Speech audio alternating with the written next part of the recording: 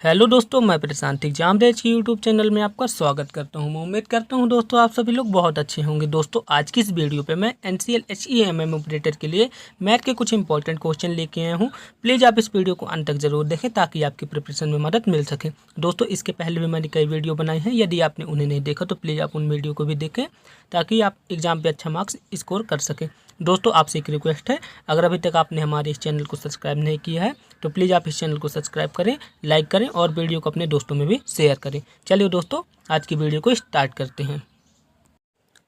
Question number 1 है, किसी संख्या के 15 गुना में 23 जोड़ने पर 923 प्राप्त होता है, वह संख्या कौन सी है। सबसे पहले हमने माना कि वह संख्या x है, ठीक है, x हमने मान लिया। इसके बाद बोल रहा उस संख्या का 15 गुना में 23 जोड़ना है, तो उसी टाइप से लिखिए उस संख्या का 15 गुना ए हो गया, उसके बाद उसमें 23 जोड़ना है। ये 23 जोड़िए तो कितना प्राप्त होता है 923।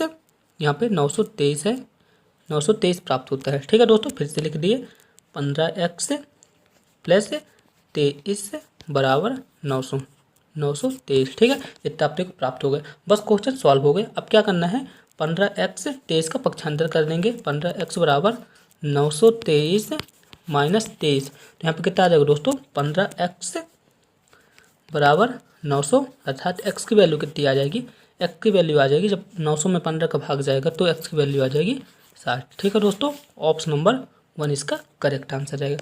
चलिए दोस्तों अब नेक्स्ट क्वेश्चन की ओर चलते हैं। नेक्स्ट क्वेश्चन है, यदि 5 स्टार 3 4 से 5 7 11 से विभाज्य हो तो स्टार के स्थान पे कौन सा अंक आएगा। ठीक है दोस्तों, ये क्वेश्चन लिखा है तो इसको कैसे सॉल्व करेंगे, इसके पहले मैंने इस क्वेश्चन को सॉल्व कराया था। सबसे पहले इस क्वेश्चन को योग के रूप में लिख देते हैं। तो 5 plus star plus 3 plus 4 plus 5 plus 7, इस टाइप से इसको लिख दिए। इसके बाद जो सम स्थान पे है उसको अलग कर लेंगे और जो विषम स्थान पे है उसको अलग कर देंगे।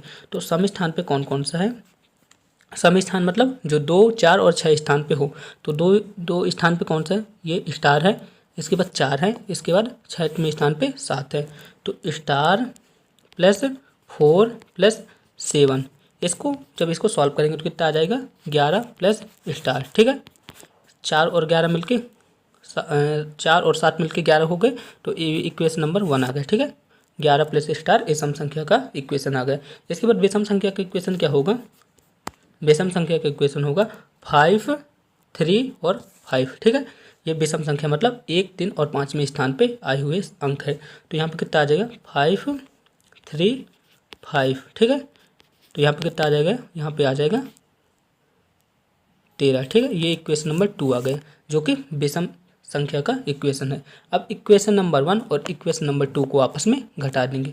इक्वेशन नंबर 1 क्या था, 11 प्लस स्टार, ये इक्वेशन 1 था, और 13 इक्वेशन नंबर 2 था, ये सम संख्या का था और ये विषम संख्या का इक्वेशन था। अब इन दोनों को आपस में घटा देंगे तो कितना आ जाएगा 11 प्लस स्टार माइनस 13 बराबर 0। तो यहाँ पर स्टार कितना आ जाएगा, स्टार -2, जब -13 से +11 जाएगा तो यहाँ पर -2 आ जाएगा बराबर 0। तो स्टार की वैल्यू कितनी आ जाएगी, स्टार की वैल्यू आ जाएगी 2।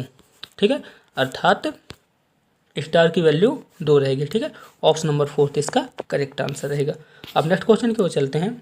नेक्स्ट क्वेश्चन बोल रहा है, एक पेड़ पर कुछ तोते बैठे हैं तथा पेड़ के नीचे बकरियां चर रही हैं। उनके सिरों की संख्या 35 है तथा पैरों की कुल संख्या 90 है, तो तोतों की संख्या बताइए। सबसे पहले हमने मान लिया कि तोते x हैं, तोते के x से दर्शा दिया और बकरियों को y से दर्शा दिया। दोस्तों आप सभी लोग जानते होंगे कि तोते और बकरी के सिर तो एक ही रहेंगे, अर्थात x प्लस वाई बराबर 35। ये इक्वेशन नंबर 1 आ गया। ठीक है, जैसा बोला क्वेश्चन उसी टाइप से इसको सॉल्व किया। हमने कर दिया x प्लस वाई बराबर 35, ये उनके सिरों की कुल संख्या है। ठीक है, अब इसके बाद क्या बोला, पैरों की कुल संख्या 90 है। तो तोते के 2 पैर होते हैं और बकरियों के 4 पैर होते हैं। तो तोते के 2 पैर हो गए और बकरी के कितने पैर हो गए, 4 पैर हो गए बराबर 90। ये क्वेश्चन पे दिया है। ठीक है, अभी एक इक्वेशन नंबर 2 है, लेकिन इसको थोड़ी छोटा कर लेते हैं। छोटा कैसे करेंगे, इक्वेशन नंबर 2 पे 2 का भाग दे देंगे। इक्वेशन नंबर 2 पे जैसे 2 का भाग देंगे तो कैसा आ जाएगा, x प्लस 2y बराबर 45। ठीक है, आप इसे सॉल्व कर सकते हैं घर पे। तो यहाँ पे कितना आ जाएगा दोस्तों, जैसे 2 का भाग देंगे तो यहाँ पे आ जाएगा x प्लस 2y प्लस 45, ठीक है। ये इक्वेशन नंबर 1 और ये इक्वेशन नंबर 2 है, ठीक है। ये इक्वेशन नंबर 2 है और ये इक्वेशन नंबर 1 है। अब इन दोनों को आपस में घटा देते हैं। इक्वेशन नंबर 1 क्या था, x प्लस वाई बराबर 35 और इक्वेशन नंबर 2 अभी आया था, क्या आया था, x प्लस 2y बराबर 45। अब इसको आपस में घटा देना है, तो x और ये आपस में कट जाएगा, यहाँ पर कितना हो जाएगा, माइनस आ जाएगा और यहाँ पर भी माइनस आ जाएगा।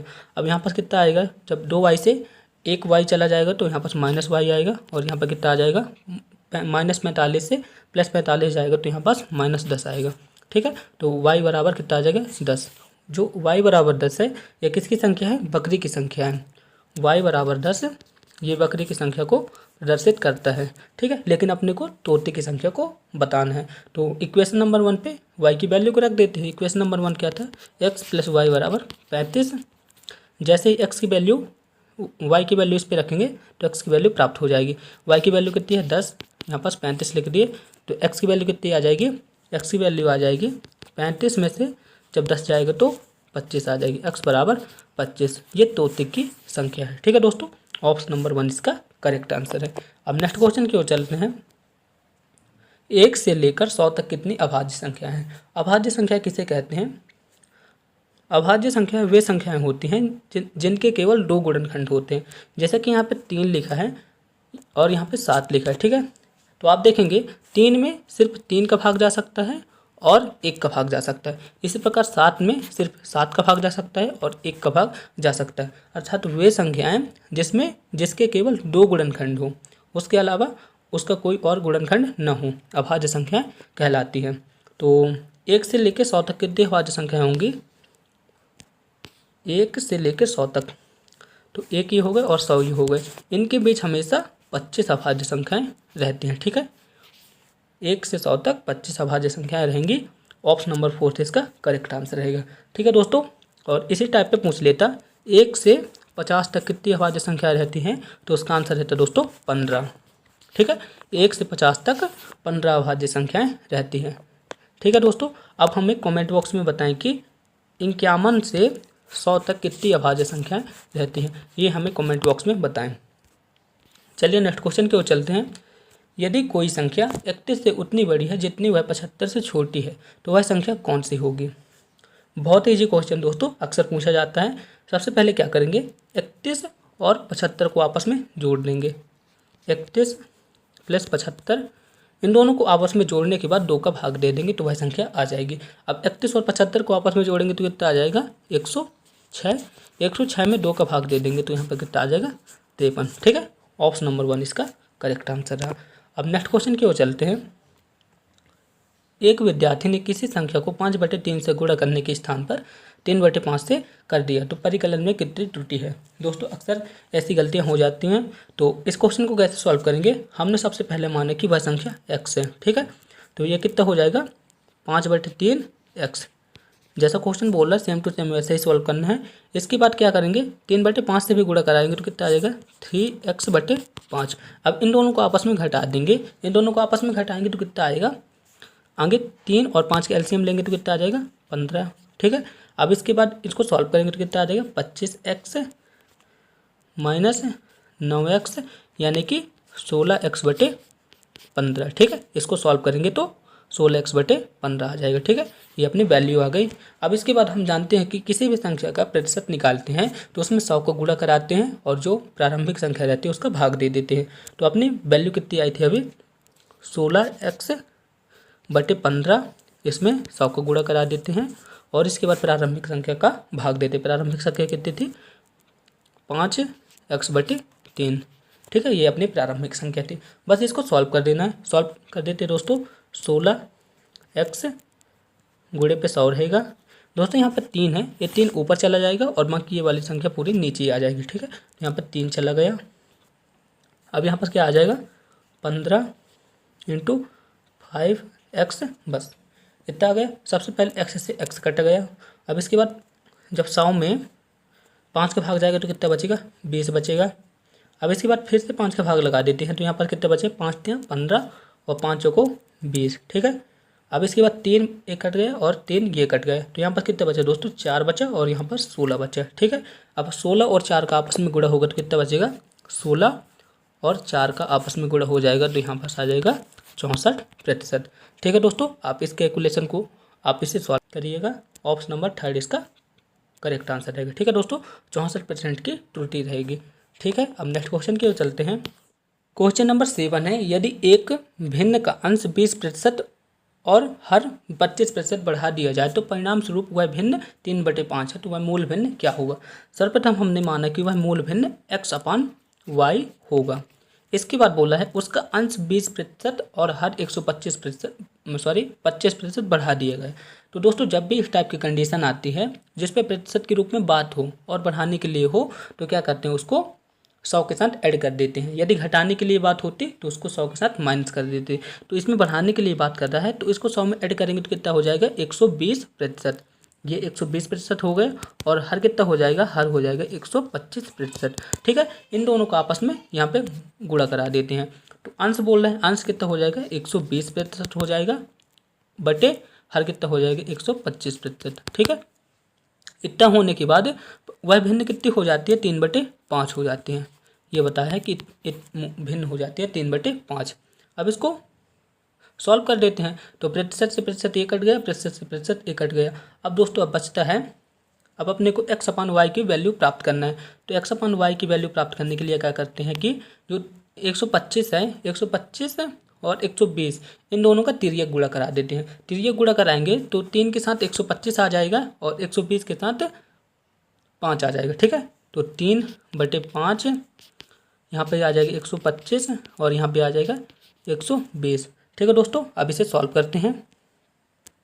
अब इसे सॉल्व करेंगे तो कितना आ जाएगा, x/y बराबर 3/5 और यहाँ पे आ जाएगा 125 और यहाँ पे आएगा 120 जैसे मैंने बताया था। तो अब इसे सॉल्व कर देते हैं तो यहाँ पे कितना आ जाएगा, 3 से कटेगा तो यहाँ पर 40 आ जाएगा, 120 कटेगा तो 40 आएगा और जब 5 से 125 कटेगा तो यहाँ पर कितना आ जाएगा, 25 आ जाएगा। ठीक है, 25/40 आया। x/y की वैल्यू कितनी आई, 25/40। अब 5 का भाग लगा देते हैं तो 5 बचे 25 और 5 अट्ठे 40। ठीक है, अर्थात x/y की वैल्यू कितनी आ जाए, 5/8। ठीक है, ऑप्शन नंबर 3 इसका करेक्ट आंसर रहेगा। ठीक है दोस्तों, अब नेक्स्ट क्वेश्चन की ओर चलते हैं। नेक्स्ट क्वेश्चन है, प्रश्नवाचक चिन्ह के स्थान पर क्या आएगा। ठीक है, सबसे पहले हमने मान लिया कि प्रश्नवाचक चिन्ह के स्थान पर x आएगा। ठीक है, x का मतलब क्या होता है, गुणा। ये गुणा हो गया। 30% बोला, प्रतिशत की जगह क्या लिख सकते हैं, 100 लिख सकते हैं। ये हो गया। इसके बाद प्लस लगा दिए, इसके बाद 64 है, 64 का 5/8 ये उसी तरह कर दिए दोस्तों। इसके बाद था 121। अब इसे सॉल्व कर देना बस, इसका आंसर आ जाएगा। x से 10 से 10 ये कट गया। इसके बाद एक गुणे में है तो इसलिए कट जाएगा, तो 8 एकम 8, 8 9 64। यहाँ पे कितना आएगा दोस्तों, 8 और 5 का आपस में गुणा होगा तो 40 आ जाएगा। 40 प्लस यहाँ पे कितना आ जाएगा, 3/10 इंटू एक्स। ठीक है, इतना आ गया और यहाँ पास 121 तो बना रहेगा। अब इसके बाद क्या करते हैं, 40 का पक्षांतर कर देंगे तो क्या हो जाएगा, 3x/10 बराबर 121 माइनस 40। ठीक है, तो जब 121 से 40 घटाएंगे तो लगभग कितना आ जाएगा दोस्तों, 81 आ जाएगा। ठीक है, यहाँ पे आ जाएगा 81 आ गया और यहाँ पर 3x/10 तो दिया है। अब x की वैल्यू को फाइंड कर लेना है। x की वैल्यू को फाइंड करेंगे, कैसे करेंगे, तो यहाँ पास 3x/10 बराबर 81 दिया है। x की वैल्यू को फाइंड करना है तो पक्षांतर कर देते हैं, मतलब तिर्यक गुणा कर देते हैं। तो x बराबर 81 इंटू 10/3। जब 81 को 3 से काटेंगे तो कितना आ जाएगा दोस्तों, यहाँ पास 27 आ जाएगा। अब 27 और 10 का गुणा होगा तो आपस में कितना हो जाएगा, 27 और 10 का आपस में गुणा कराएंगे तो 270 हो जाएगा। ठीक है, ऑप्शन नंबर 3 इसका करेक्ट आंसर रहेगा। ठीक है दोस्तों, आप इस कैलकुलेशन को अपने कॉपी भी करिएगा, राइट आंसर रहेगा। ठीक है, ऑप्शन नंबर 3 इसका करेक्ट आंसर रहा। ठीक है, अब नेक्स्ट क्वेश्चन की ओर चलते हैं। x/y बराबर 2/2/3 और y/z बराबर 2/1। तो x/y/z बताइए। ठीक है, इस टाइप के क्वेश्चन अक्सर आते रहते हैं। तो सबसे पहले अपने को x, y और z की वैल्यू को प्राप्त करना है। तो x/y/ और z/ इस टाइप से इसे लिख दिए। x/y कितना है, यहाँ पर था 2:3 और वाई अनुपात जेड कितना था 2:1। अब क्या करना है, जो लेफ्ट तरफ है और जो राइट तरफ है उसको उसी टाइप से लिख देते हैं। जैसे यहाँ पर 3 है तो 3 के आगे 3 ही रहेगा और 2 के आगे 2 ही रहेगा, ठीक है। अब इन दोनों का आपस में गुणा करा देते हैं। जैसे 2 में गुणा होगा तो कितना आएगा, 4 आ जाएगा। यहाँ पे अनुपात है। अब 3 का गुणा फिर से 3 का गुणा 2 में होगा तो यहाँ पर 6 आ जाएगा और 3 का गुणा 1 से होगा तो यहाँ पर 3 आ जाएगा, ठीक है। आई रिपीट, फिर से मैं कर देता इसे। सबसे पहले क्या करते हैं, एक्स वाई और जेड को अनुपात के रूप में लिख दिए। एक्स और वाई की वैल्यू कितनी है, 2:3 और वाई और जेड की वैल्यू कितनी है, 2:1। अब जो लेफ्ट तरफ है तो उसको लेफ्ट तरफ उसी संख्या को लिख देते हैं और जो राइट तरफ है उसी संख्या को लिख देते हैं। जैसे यहाँ पर 3 है तो 3 के आगे 3 ही लिख देंगे और यहाँ पर 2 है तो 2 के आगे 2 ही लिख देंगे। अब इन दोनों का आपस में गुणा करा देंगे, बस कुछ नहीं करना, आपस में गुणा करा देना है। तो 2 के साथ 2 का गुणा होगा तो 4 आ जाएगा। अब 3 के साथ 2 का गुणा होगा तो 6 आ जाएगा। अब 3 के साथ 1 का गुणा होगा तो 3 आ जाएगा, ठीक है। अर्थात ऑप्शन नंबर 3 इसका करेक्ट आंसर रहेगा, ठीक है दोस्तों। आई होप आप सभी लोग समझ गए होंगे, ऑप्शन नंबर 3 इसका करेक्ट आंसर रहा। अब नेक्स्ट क्वेश्चन की ओर चलते हैं। नेक्स्ट क्वेश्चन है, यदि 2 संख्याओं का औसत और अन्य 3 संख्याओं का औसत 3 है तो इन 5 संख्याओं का औसत क्या होगा। बहुत ईजी क्वेश्चन दोस्तों। 5 संख्याओं का औसत बोला है तो 5 संख्याओं का औसत होगा यहाँ पर संख्या दोस्तों 5 संख्याओं का औसत है। सबसे पहले 2 संख्या लिखा है, 2 × 8 प्लस और 3 संख्याओं का औसत 3 × 3/5 हो जाएगा। बस इसका आंसर आ गया। अब यहाँ पर 16 हो जाएगा, 8 दूनी 16 और 3 तिकाई 9। 16 और 9 मिलकर आपस में कितने हो जाएंगे, 25, ठीक है। इसे मैं कर देता हूँ 16 + 9/5। तो यहाँ पर कितना आ जाएगा दोस्तों, 25। 25 में जब 5 का भाग चला जाएगा तो कितना आ जाएगा, 5, ठीक है। ऑप्शन नंबर 4 इसका करेक्ट आंसर रहेगा, ठीक है। आप इसे सॉल्व करिएगा। अब नेक्स्ट क्वेश्चन की ओर चलते हैं। नेक्स्ट क्वेश्चन है दोस्तों, क्वेश्चन नंबर 11 है, यदि 10 वस्तुओं का लागत मूल्य 8 वस्तुओं के विक्रय मूल्य के बराबर हो तो उसमें लाभ प्रतिशत कितना होगा। बहुत ईजी क्वेश्चन दोस्तों। इस क्वेश्चन को सॉल्व करने के लिए एक बहुत ही अच्छा फार्मूला होता है। फार्मूला है क्रय मूल्य माइनस विक्रय मूल्य इंटू 100 बटे विक्रय मूल्य, एक फार्मूला होता है। इस फार्मूले की मदद से आप इस टाइप के क्वेश्चन को सॉल्व कर सकते हैं। एक बार फिर से फार्मूले को मैं रिपीट कर देता हूँ, क्रय मूल्य माइनस विक्रय मूल्य इंटू 100 बटे विक्रय मूल्य, ठीक है। अब यहाँ पास इस वैल्यू को रख देते हैं तो इसका आंसर आ जाएगा, ठीक है। तो 10 - 8 इंटू 100 बटे कितना था, यहाँ पर कोष्टक कर देते हैं और यहाँ पर विक्रय मूल्य कितना है, 8 है। बस इसका आंसर आ गया। तो 10 में से 8 जाएगा तो कितना बचेगा, 2 बचेगा। तो 2/8 इंटू 100, ठीक है। अब 2 में 8 का भाग जाएगा तो यहाँ पर 4 बचेगा, ठीक है। तो यहाँ पर जैसे 4 बचा, अब 100 में 4 का भाग लगा देंगे तो कितना आ जाएगा, 25, ठीक है। ऑप्शन नंबर 1 इसका करेक्ट आंसर है, ठीक है दोस्तों। अब नेक्स्ट क्वेश्चन की ओर चलते हैं। नेक्स्ट क्वेश्चन है 10 संतरों का विक्रय मूल्य 13 संतरों के लागत मूल्य के बराबर है, तदनुसार कितना प्रतिशत लाभ हुआ। सेम टू सेम उसी टाइप का क्वेश्चन दोस्तों। क्या क्वेश्चन था, वह फॉर्मूला क्या था, वह वाला क्रय मूल्य माइनस विक्रय मूल्य इंटू 100, यहाँ पे कोष्टक कर देते हैं और यहाँ पे क्या रहता है, विक्रय मूल्य। इस फॉर्मूला की मदद से आप इस क्वेश्चन को सॉल्व कर लेंगे इजीली। चलिए करते हैं। तो यहाँ पर कितना आ जाएगा, 13 - 10 बटे 10 इंटू 100। तो यहाँ पे आ गए 3/13 में से जैसे 10 घटाएंगे तो 3 बचेगा। तो यहाँ पर आ जाएगा 3/10 इंटू 100। अब 1 0 से 1 0 1 कट गया। अब 3 और 10 का आपस में गुणा हो जाएगा तो कितना बचेगा, 30%, ठीक है दोस्तों। ऑप्शन नंबर 2 इसका करेक्ट आंसर रहा। दोस्तों क्वेश्चन नंबर 13 है, यदि क्रय मूल्य और विक्रय मूल्य का अनुपात 5:3 है तो हानि का प्रतिशत क्या होगा। बहुत ही अच्छा क्वेश्चन दोस्तों। सबसे पहले हमने मान लिया कि क्रय मूल्य कितना है, 5 है, ठीक है। क्रय मूल्य 5 है तो विक्रय मूल्य कितना होगा, 4 होगा, ठीक है ना। वही तो बताया है, क्रय मूल्य अनुपात विक्रय मूल्य कितना दिया है, 5:4। तो हमने मान लिया कि क्रय मूल्य 5 है और विक्रय मूल्य 4 है, ठीक है। इतना अपने को मान लिया। तो हम देख रहे हैं कि क्रय मूल्य ज़्यादा है विक्रय मूल्य से, इसलिए हानि होगी। हानि कितनी की हो गई, जब 5 में से 4 को घटा देंगे तो हानि 1 की हो गई। ठीक है, अब अपने को हानि प्रतिशत निकालना है। तो हानि प्रतिशत का सूत्र क्या होता है, हानि प्रतिशत का सूत्र होता है हानि बटे क्रय मूल्य इंटू 100। ठीक है दोस्तों, यहाँ से एक क्वेश्चन निकल के आता है कि लाभ और हानि की गणना किस मूल्य पर की जाती है, तो उसका आंसर रहेगा हमेशा क्रय मूल्य पर की जाती है। तो हानि यहाँ पर कितने है दोस्तों, हानि है 1, क्रय मूल्य कितना था मैंने बताया था 5, और यहाँ पर 100 तो लिखा ही रहेगा। तो 100 में जब 5 का भाग लगा देंगे तो 20 आ जाएगा। ठीक है, ऑप्शन नंबर 1 इसका करेक्ट आंसर रहा। अब नेक्स्ट क्वेश्चन की ओर चलते हैं। एक दुकानदार 6 खिलौने लेने पर 2 खिलौने मुफ्त देता है, तो बताइए ग्राहक को कितने प्रतिशत की छूट प्राप्त होती है। बहुत ईजी क्वेश्चन। सबसे पहले क्या करते हैं, जो मुफ्त में देता है, ठीक है, मुफ्त वाली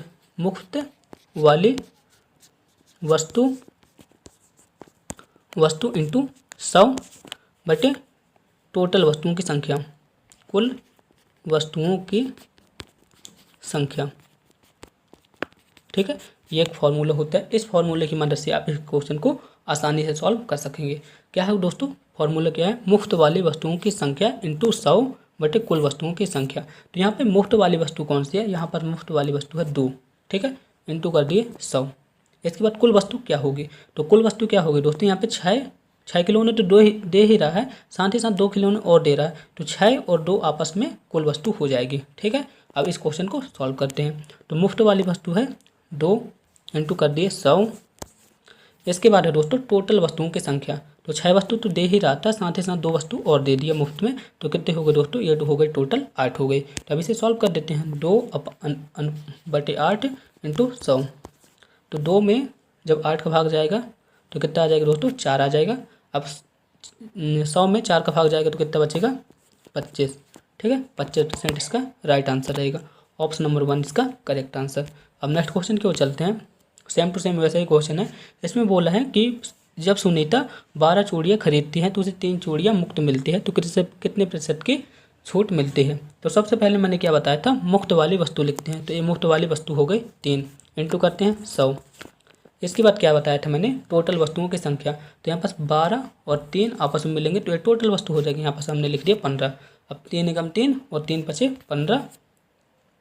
अब 100 में जब 5 का भाग लगाएंगे तो कितना आ जाएगा, जैसे 100 में 5 का भाग लगाएंगे तो यहाँ पास आ जाएगा 20। ठीक है, ऑप्शन नंबर 2 इसका करेक्ट आंसर रहा। अब नेक्स्ट क्वेश्चन की ओर चलते हैं। नेक्स्ट क्वेश्चन है, एक मूलधन 1 वर्ष में मूलधन और मिश्र धन का अनुपात कितना है, 10:12 है, तो ब्याज की दर बताइए। ठीक है दोस्तों, इस क्वेश्चन में बोला है 1 वर्ष में मूलधन और मिश्र धन का आपस में अनुपात कितना है, 10:12 है, तो आज की दर बताइए। ठीक है, ये वाला क्वेश्चन आया है, इसको कैसे सॉल्व करेंगे। सबसे पहले हमने माना कि मूलधन कितना है 10 और मिश्र धन कितना हो गया 12 हो गए। ठीक है, हमने सबसे पहले मान लिया कि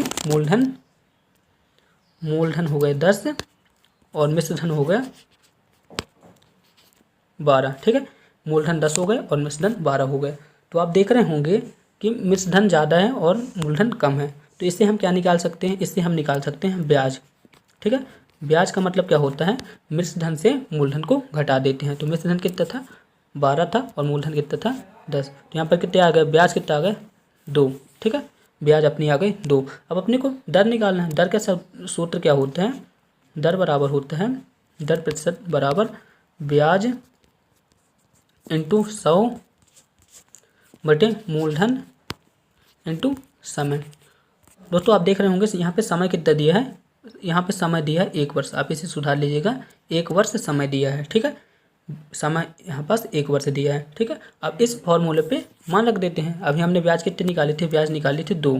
ठीक है, इंटू कर दिए 100। ठीक है, अब इसके बाद मूलधन कितना था, मूलधन था 10 और समय कितना है 1, बस। तो 2 एकम 2 और 2 पंचे 10। अब 100 में 5 का भाग लगा देंगे तो कितना आ जाएगा 20। ठीक है, ऑप्शन नंबर 2 इसका करेक्ट आंसर है। ठीक है दोस्तों, अब नेक्स्ट क्वेश्चन की ओर चलते हैं। नेक्स्ट क्वेश्चन है, कोई धनराशि 25 वर्षों में तिगुनी हो जाए तो इसके लिए साधारण ब्याज की दर क्या होगी। बहुत ही अच्छी ट्रिक दोस्तों, इस क्वेश्चन को सॉल्व करने के लिए बहुत ही अच्छी ट्रिक है। उस ट्रिक की मदद से आप इस क्वेश्चन को मात्र 5 सेकंड पे सॉल्व कर सकेंगे। ठीक है, ट्रिक क्या है दोस्तों, सबसे पहले रहते हैं जितने भी गुना होता है, ठीक है, तो गुना माइनस वन इंटू 100 बटे यहाँ पास दर बोला है। ठीक है, दर बोला है तो यहाँ पास समय आएगा। यदि यहाँ पास समय होता है तो यहाँ पास दर आ जाता है, बस इतना अंतर है। यहाँ पर दर और समय दोनों लिख सकते हैं आप। ठीक है, जो दियर है उसके हिसाब से इस फॉर्मूले को बना लेना है। फॉर्मूला क्या है दोस्तों, गुना माइनस एन इंटू 100 बटे समय या दर। ठीक है, समय या दर दो में से एक चीज़ रहेगी। ठीक है, तो यहाँ पर गुना बोल रहा है, जैसे यहाँ पर लिखा 3 गुना, तिगुनी मतलब 3 गुना। ठीक है, तो इस क्वेश्चन को सॉल्व कर देते हैं उसकी मदद से। तिगुनी बोला है मतलब 3 माइनस 1 इंटू 100, इसको कोष्टक में कर लिए। और यहाँ पास कितना बोला है दोस्तों, यहाँ पर समय दिया है तो यहाँ पर समय कितना आ जाएगा 25।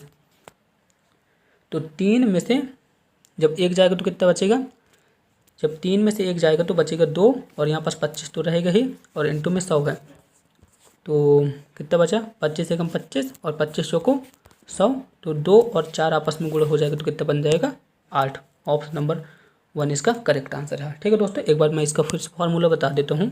फॉर्मूला क्या है दोस्तों, गुना माइनस 1 इंटू 100 बटे समय या दर, जो भी दे रहती है उसके हिसाब से इसको परिवर्तित कर लेना है। अब नेक्स्ट क्वेश्चन की ओर चलते हैं। नेक्स्ट क्वेश्चन भी सेम टू सेम वैसे ही है। कितने वर्षों में कोई धनराशि 25% वार्षिक साधारण ब्याज की दर से 3 गुनी हो गई। दोस्तों इस पर समय पूछा है। ठीक है, अपने को समय निकालना है तो बस वहाँ पास समय की जगह दर आ जाएगा, तो उसी वाले फॉर्मूले पे रख देते हैं। यहाँ पर 3 गुनी बोला है तो 3 माइनस 1 इंटू 100, और यहाँ पास क्या बोल रहा है दोस्तों, यहाँ पे अपने को दर दिया है तो यहाँ पर दर लिख दिया, और यहाँ पास समय तो रहेगा ही, समय निकाल रहे हैं तो। ठीक है, तो अब इसे सॉल्व कर देते हैं। तो सॉल्व करेंगे तो कैसा आएगा, सबसे पहले 2 इंटू 25 इंटू 100। ठीक है, ये आ गया। अब यहाँ पास करेंगे तो 25 एकम 25, और यहाँ पास आ जाएगा 25 चौको 100, अर्थात 8 वर्ष आएगा। ठीक है, 2 और 4 का आपस में गुणा होगा तो 8 आ जाएगा। ठीक है, ऑप्शन नंबर 4 इसका करेक्ट आंसर है। अब नेक्स्ट क्वेश्चन की ओर चलते हैं। दोस्तों नेक्स्ट क्वेश्चन है क्वेश्चन नंबर 19। यदि राम श्याम सुरेश किसी कार्य को 4, 5 और 10 दिन में पूरा करते हैं तो वे तीनों मिलकर उस कार्य को कितने दिन में पूरा करेंगे। ठीक है दोस्तों, एक क्वेश्चन आ गया। इस क्वेश्चन को सॉल्व कैसे करेंगे, क्वेश्चन के लिए एक फॉर्मूला होता है a into b into c बटे a b plus b c plus c a. इस फॉर्मूले की मदद से आप इस क्वेश्चन को सॉल्व कर देंगे बहुत ईजी तरीके से। ठीक है, तो हमने राम को मान लिया ए, श्याम को मान लिया बी और सुरेश को मान लिया सी। तो 4 इंटू 5 इंटू 10। ठीक है, अब यहाँ पास ए बी मिला है मतलब 4 इंटू 5 प्लस बी सी मतलब 5 इंटू 10, 5 इंटू 10, और यहाँ पास सी ए लिखा मतलब 10 इंटू 4, 10 इंटू 4। दोस्तों आप इसे सॉल्व करिएगा तो यहाँ पे कितना आ जाएगा दोस्तों, 4, 5 और यहाँ पे आ गए 10। ठीक है, इतना आ गया।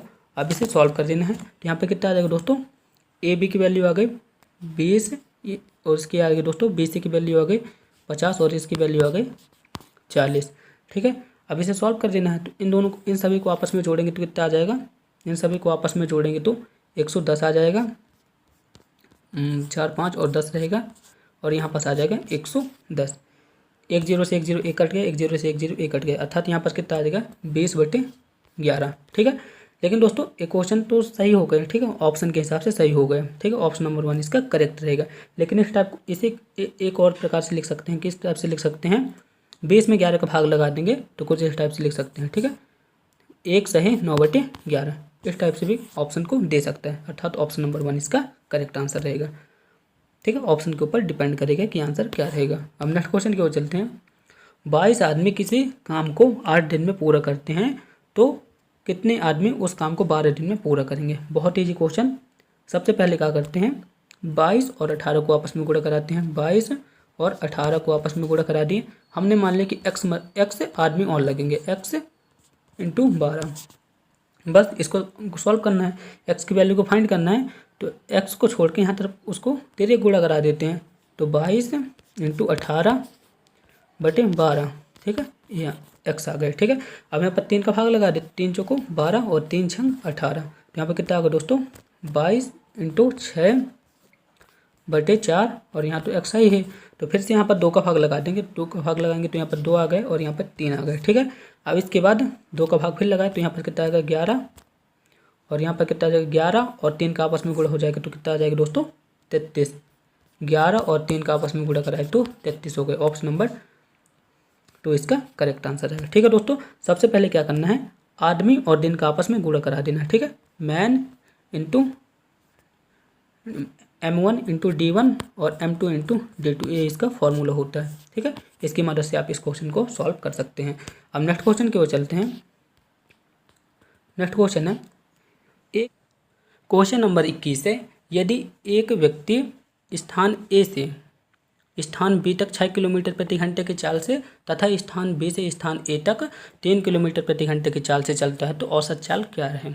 तो औसत चाल का फॉर्मूला क्या होता है, औसत चाल बराबर 2xy/x+y। ठीक है, एक फार्मूला होता है, इस फार्मूला की मदद से आप औसत चाल निकाल सकते हैं। ठीक है, तो यहाँ पर 2 यहाँ हो गया, x की वैल्यू कितने होगी, यहाँ के पास होगी x की वैल्यू 6 और y की वैल्यू कितनी होगी 3 होगी, ये लिख दिए। अब इसके बाद x+y मतलब 6 + 3, इसको सॉल्व कर दीजिए बस। तो यहाँ पास सॉल्व करते हैं इसे, 2 इंटू 6 इंटू 3 और 6 और 3 आपस में मिलकर कितने हो गए 9। अब इसे भाग लगा देते हैं तो 3 एकम 3, 3 तिकाई 9। ठीक है, 3 एकम 3 और 3 दूने 6, तो 2 और 2 का आपस में गुणा होगा तो कितना हो जाएगा 4 किलोमीटर/आवर। ठीक है, फॉर्मूला क्या होता है औसत चाल का, 2xy/x+y। इस फॉर्मूला की मदद से आप इसे सॉल्व कर सकते हैं। नेक्स्ट क्वेश्चन की ओर चलते हैं। एक रेलगाड़ी 450 मीटर लंबे प्लेटफॉर्म को 20 सेकंड में पार करती है। यदि रेलगाड़ी 150 मीटर लंबी है तो उसकी चाल याद कीजिए। तो चाल का सूत्र क्या होता है, चाल का सूत्र होता है दूरी बटे समय। ठीक है, चाल का सूत्र होता है दूरी बटे समय। तो यहाँ पर दूरी क्या होगी, तो यहाँ पर दूरी क्या रहेगी, रेल की लंबाई प्लस प्लेटफॉर्म की लंबाई, ये अपनी दूरी कहला जाएगी। ठीक है, प्लेटफॉर्म की लंबाई आप इसे समझ सकते हैं, ये रेलगाड़ी की लंबाई है प्लस प्लेटफॉर्म की लंबाई। तो यहाँ पास देखेंगे 450 मीटर प्लेटफॉर्म है और रेलगाड़ी कितनी लंबी है 150 मीटर। अब 450 और 150 मिल के आपस में कितने हो गए 600। ठीक है, तो दूरी मिल गई दोस्तों 600, अपनी दूरी मिल गई। ठीक है, अब अपने को आसानी से इसे हल कर सकते हैं। तो चाल बराबर क्या होता है, चाल बराबर होता है दोस्तों दूरी बटे समय, दूरी बटे समय। ठीक है, तो दूरी यहाँ पर कितनी है 600 और समय कितना है, समय है 20 सेकंड, यहाँ पर लिखा है 20 सेकंड। बस इसे सॉल्व कर दीजिए। तो ये कट गए, ये कट गए, तो यहाँ पर कितना आ जाएगा 60 में जैसे ही 2 का भाग दे देंगे तो यहाँ पास आ जाएगा 30। ठीक है, option number 1 is the correct answer. ठीक है दोस्तों, 30 मीटर प्रति सेकंड इसका आंसर रहेगा। नेक्स्ट क्वेश्चन है, यदि एक रेलगाड़ी बिना रुके 90 किलोमीटर प्रति घंटा की औसत चाल से एक स्थान से दूसरे स्थान तक जाती है, यदि वह बीच में रुक जाती है तो रुक कर जाती है तो 75 किलोमीटर प्रति घंटे की औसत चाल से पूरी करती है। तो बताइए प्रति घंटे वह कितने मिनट रुकती है। बहुत इंपॉर्टेंट क्वेश्चन दोस्तों, और देखने में बड़ा लगता है लेकिन सॉल्व करने में बहुत ही छोटा है। तो इसके लिए एक फार्मूला होता है, फार्मूला क्या है, चालों में अंतर बटे प्रारंभिक चाल इंटू 60। ठीक है, फार्मूला क्या होता है, चालों में अंतर बटे प्रारंभिक चाल इंटू 60। ठीक है, क्या है दोस्तों फॉर्मूला, चालों में अंतर इंटू 60 बटे प्रारंभिक चाल। इस फॉर्मूले की मदद से आप इस क्वेश्चन को आसानी से सॉल्व कर सकेंगे। ठीक है, तो यहाँ पास चालों में अंतर क्या हो जाएगा, आप यहाँ पर देख रहे हैं चाल कौन सी है, यहाँ पास 90 है और यहाँ पास 75 है। तो 90 - 75 इंटू 100, सॉरी दोस्तों यहाँ पर 60 है, 90 इंटू 75 इंटू 60 बटे यहाँ पर प्रारंभिक चाल कितनी है, प्रारंभिक चाल है 90।